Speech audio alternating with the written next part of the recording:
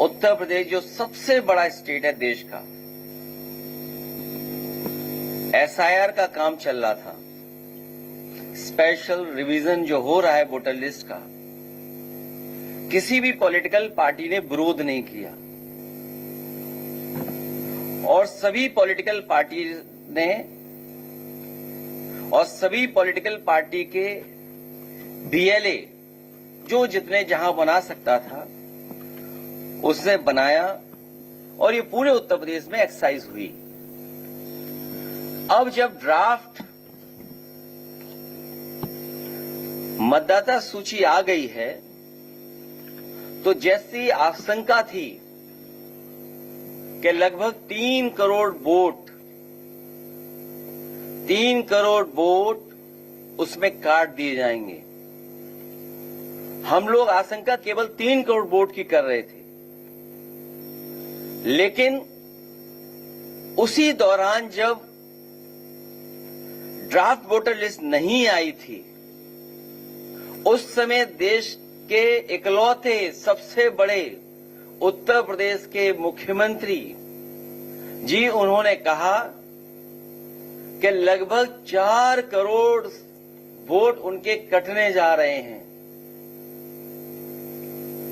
जिस समय किसी को जानकारी नहीं थी कि कितने वोट काटे जाएंगे, कितने वोट कटेंगे, उस समय उत्तर प्रदेश के मुख्यमंत्री जी ने अपने नेताओं के, अपने कार्यकर्ताओं और अधिकारियों के बीच में ये कहा कि 4 करोड़ वोट कटने जा रहे हैं, वो भारतीय जनता पार्टी के हैं। उनकी स्पीच आर्काइव में है, सबके पास है, सबने सुनी है। ये बात तो आई, लेकिन उत्तर प्रदेश के कन्नौज के पूर्व सांसद उन्होंने ये कहा कि अभी तो 3 लाख वोट कटे एक जिले में, अभी 2 विधानसभाएं अलग अलग जिले में हैं, उसमें भी हम लोग काटेंगे वोट। अगर बीजेपी के नेता, बीजेपी के पूर्व सांसद, बीजेपी के मुख्यमंत्री ये बात कहें तो ये सवाल उठता है कि इलेक्शन कमीशन, उसकी क्रेडिबिलिटी क्या है? हम लोग किससे माने कि किसका ड्राफ्ट लिस्ट, कौन वोटर लिस्ट ठीक करेगा? और जब इतनी बड़ी एक्सरसाइज हुई हो तो हम उम्मीद करते हैं उत्तर प्रदेश के लोग कि वोटर लिस्ट ठीक होगी।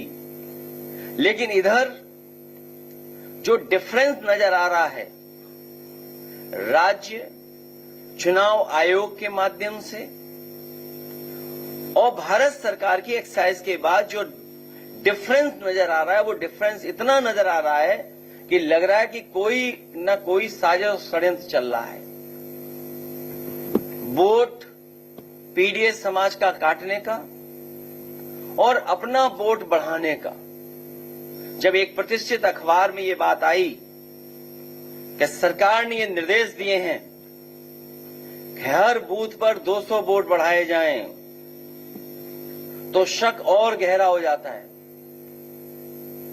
क्या कोई कल्पना कर सकता है कि एक दल ये कहे कि वोट बढ़ाया जाएगा 200, और सुनने में आ रहा है अलग अलग जिले में अधिकारी भेजे जा रहे हैं। अगर अधिकारी भेजे जा रहे हैं तो उसकी सूची कहां है? जो अधिकारी भेजे जा रहे हैं इस एक्सरसाइज को और आगे बढ़ाने के लिए, मेरठ बड़ा जिला है, बड़े पैमाने पर वोट कटे हैं, राजधानी लखनऊ में वोट बड़े पैमाने पर कटे हैं। वो गिनती मैं क्या दोबारा दोहराऊं कि जो गिनती आपने सोचा भी नहीं था कि लाखों लाख वोट एक विधानसभा से साफ हो गए। वो कई चरणों में वो कविताएं और कहानियां भी सुनने को मिली। एक कौवे वाली सुनने को मिली। कोई एक समझदार कौवा था, वो सुन लेता था, समझ लेता था। कभी पत्थर से भगाने की बात हुई, लाठी से भगाने की बात हुई, बंदूक से भगाने की बात हुई, वो समझ जाता था, वो पकड़ा नहीं जा रहा था, वो चोट नहीं खा पा रहा था। लेकिन जब उसे बताया गया कि मैं लाठी मांगू और तुम 12 बोर बंदूक ले आना, वो कहानी आपने सबने सुनी है।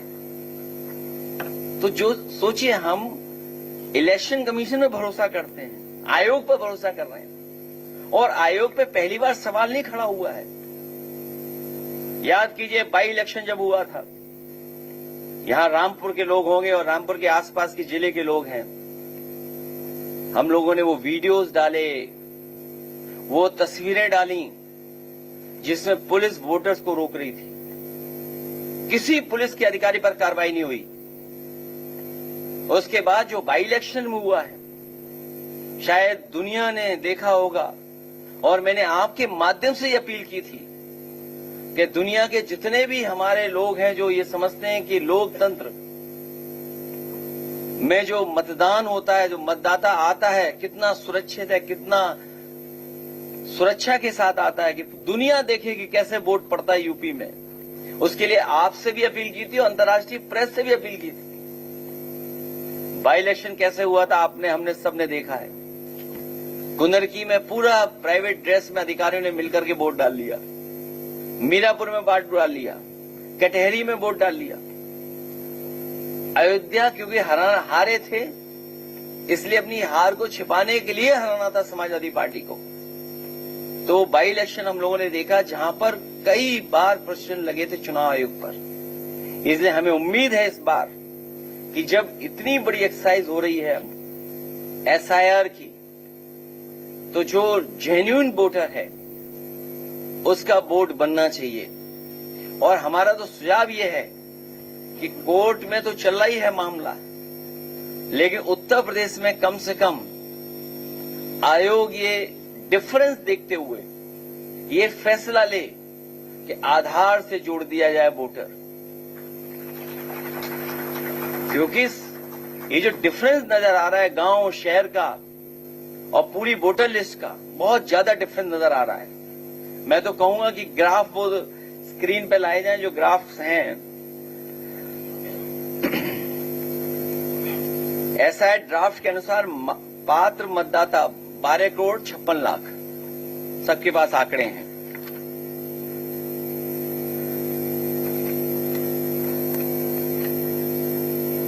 ग्राफ सेकंड कॉपी, सेकंड दिखा दो।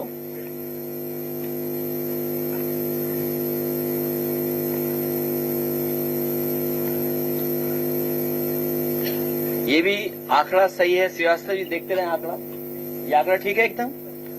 वही चुनाव आयोग की नई पंचायत एसआई ड्राफ्ट के अनुसार उत्तर प्रदेश में केवल ग्रामीण मतदाता 12 करोड़ 70 लाख के करीब है। ये आंकड़े ठीक है एकदम। चुनाव आयोग ने बताया कि एसआईआर में करीब 40 लाख लोगों के नाम जोड़े गए हैं। ठीक है, नेक्स्ट।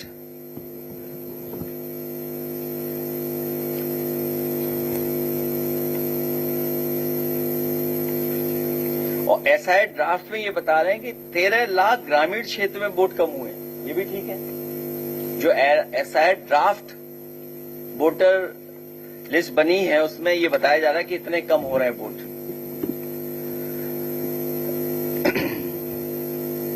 तो महत्वपूर्ण सवाल ये बनता है कि जब पंचायत और विधानसभा में एसआईआर और वोटर लिस्ट समान बीएलओ तैयार कर रहे हैं, तो कैसे विधानसभा के लिए पूरे प्रदेश के मतदाताओं की संख्या 12.56 करोड़ है, जबकि पंचायत चुनाव के लिए केवल ग्रामीण मतदाताओं की संख्या 12 करोड़ 69 करोड़ है, लगभग 12.69। तो डिफरेंस कैसे नजर आ रहा है जब एक ही बीएलओ दोनों काम कर रहा है? राज्य निर्वाचन आयोग और नेशनल के आयोग के माध्यम से जो डिफरेंस नजर आ रहा है वो इतना नजर आ रहा है, जब एक ही बीएलओ दोनों की काउंटिंग कर रहा है। दूसरा सवाल, बीएलओ द्वारा किया जा रहा है एसआईआर में कैसे विधानसभा के मतदाता ड्राफ्ट में 2 करोड़ 88 लाख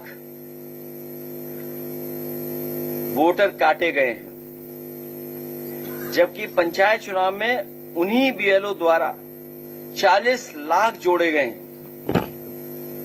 क्या इसी तथ्य को छिपाने के लिए पंचायत चुनाव के मतदाताओं का फाइनल एसआई ड्राफ्ट 50 दिन के विलंब से आएगा? जब एक ही बीएलओ ने दोनों तैयार की है वोटर लिस्ट, तो आखिरकार स्टेट का जो डेटा है वो क्यों नहीं आ रहा है, वो लेट क्यों दे रहे हैं ये लोग। अब क्योंकि हम किससे मांग कर सकते हैं, चुनाव आयोग से ही मांग कर सकते हैं ये, क्योंकि सरकार में बैठे हुए लोगों ने तो पहले ही निर्देश दे दिया है कि 200 वोट बढ़ाने हैं आपको। इसलिए हम लोगों ने तैयारी कर ली है, एक प्रारूप भी तैयार कर लिया एफआईआर का। अपने कार्यकर्ताओं को हम लोग प्रारूप दे देंगे, कहीं उन्हें फर्जी वोट बनता हुआ नजर आए या जानकारी मिले, बस उन्हें नाम डालना है, बाकी प्रारूप पूरा बना है उनके लिए।